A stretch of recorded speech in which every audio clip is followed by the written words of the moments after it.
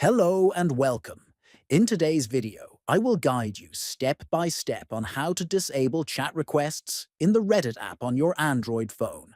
If you find receiving unwanted chat requests annoying, this quick tutorial will help you manage your messaging permissions easily. And first, open the Reddit app on your Android phone.